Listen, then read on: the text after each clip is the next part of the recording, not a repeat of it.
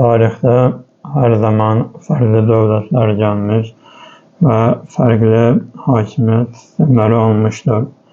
Bu hakimiyyət sistemlərində əsas məsələ daimi olaraq mərkəzləşdirilmiş bir dövlətin mövcudiyyəti olmuşdur. Çünki dövlətdə bir mərkəzi sistem, mərkəzi bir hiyerarxiya yoxdursa, o idarə də xarici təsirlərdən asılı olaraq daimi surətdə çöküşə üz tutmaqdadır.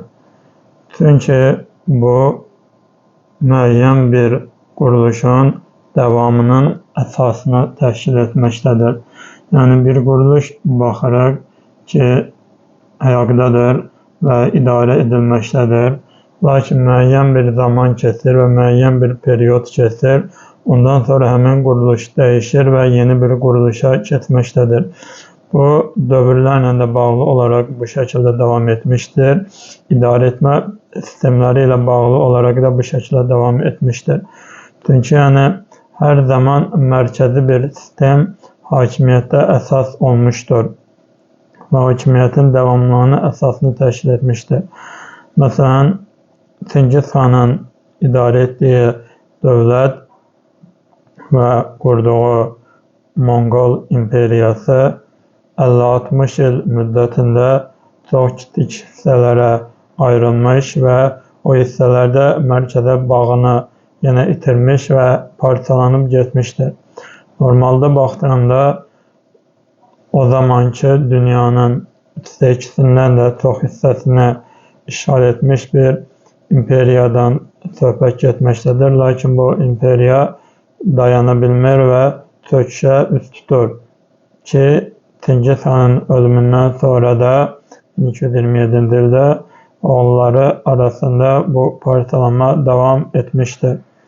Eyni ilə baxdığımızda tarixdə ən qədim imperiyalardan biri olan Pers imperiyası, yəni İran imperiyası deyə adlanır və ya da başqa adı ilə Əhəmənilər imperiyası, Əhəmənilər sülaləsindən gələn imperiyada yenə mərkəzi bir hökumət olmadığına görə 200 il davam edən hakimiyyət bir döyüşdə, əslində o döyüşün də arxasında baş verən müəyyən çaxnaşmalar və müəyyən idarə edilməyən bir sistemin səbəbindən dolayı Yunan imperiyasına, yəni Böyük İskəndərə məğlub olub yenə dağılmağa üz tutmuşdur. Bunların əsasında müəyyən səbəblər vardır.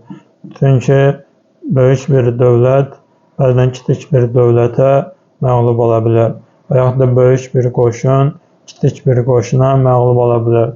Bu isə böyük qoşunun nizamsız və intizamsız hərəkətlərinin onu məğlubiyyətə düçar etməsi ilə bərabər kiçik qoşunun nizamlı və intizamlı hərəkətləri eyni ilə döyüş texnikasının daha yaxşı inkişaf etməsi ilə bağlı olmuşdur.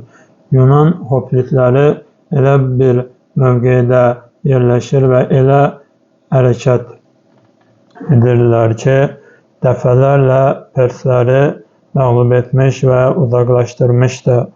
Bu isə sonunda Qavqamel döyüşündə nəticələnir və tamamilə Pers imperiyasına son qoyulur.